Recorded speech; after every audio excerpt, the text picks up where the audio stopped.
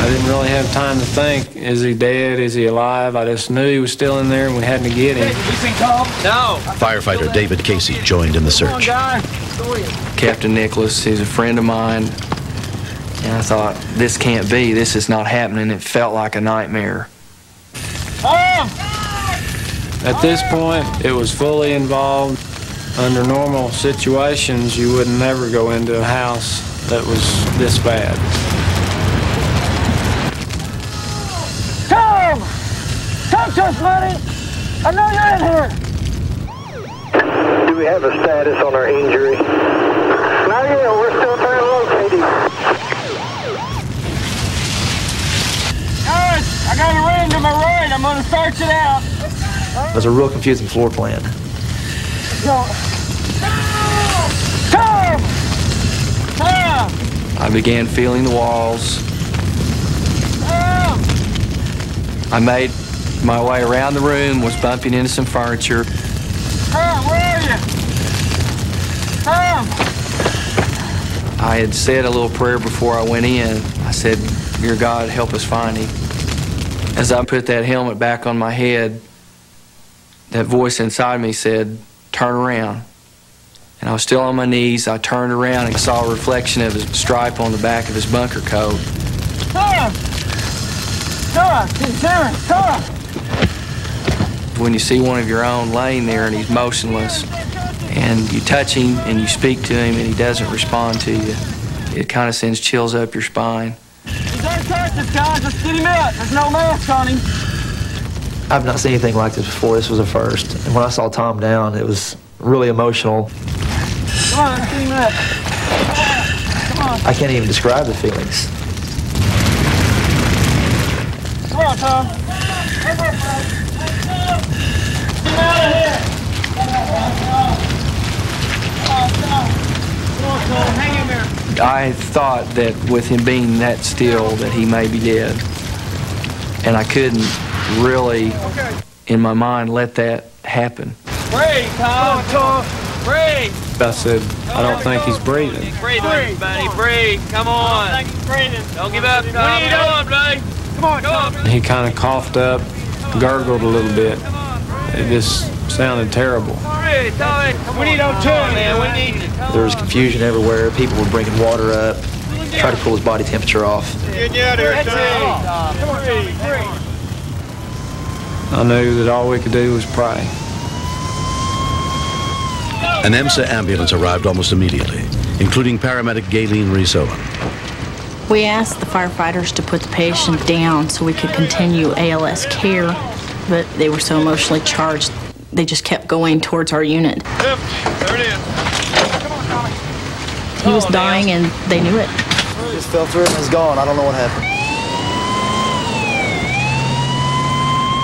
If I can get you to take over bagging him right here. There were burns on his body, mostly second-degree burns. Hang in there, bud. There was a lot of steam coming off of his chest, off of his face. In-burn patients, their airways will swell up rapidly. Thus, if we can't get a tube into their lungs to help them breathe, I was very afraid that this patient was not going to survive.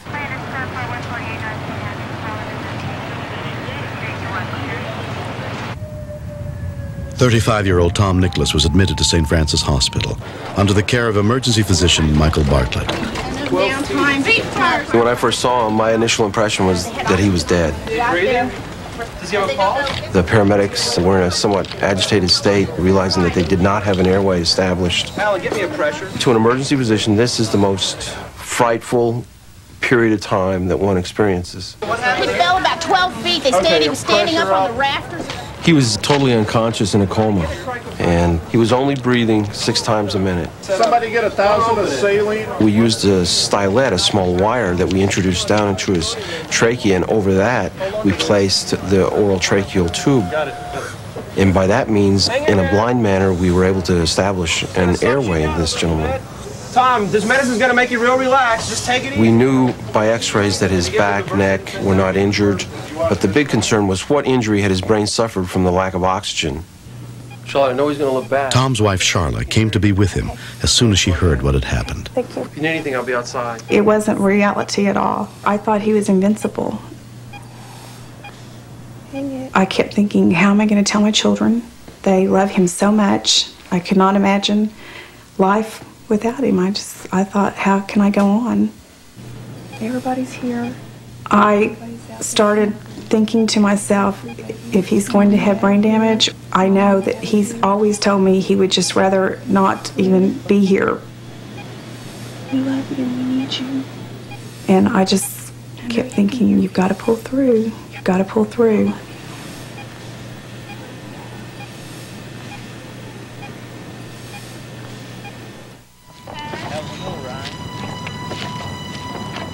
Four months later, Tom continues to recover from a shoulder injury sustained in the fall and severely burned lungs. I will never forget walking out of ICU the first morning and having about 50 firefighters standing at the end of the hall. Watch them cry when they saw Tom, tears streaming down their face. Tom had always told me what a bond there was between firefighters, and it's something that you cannot understand until you have experienced it. Doing good. I feel like a very lucky man. I was trapped inside the fire for 22 minutes, approximately 17 minutes without air. I should not be here.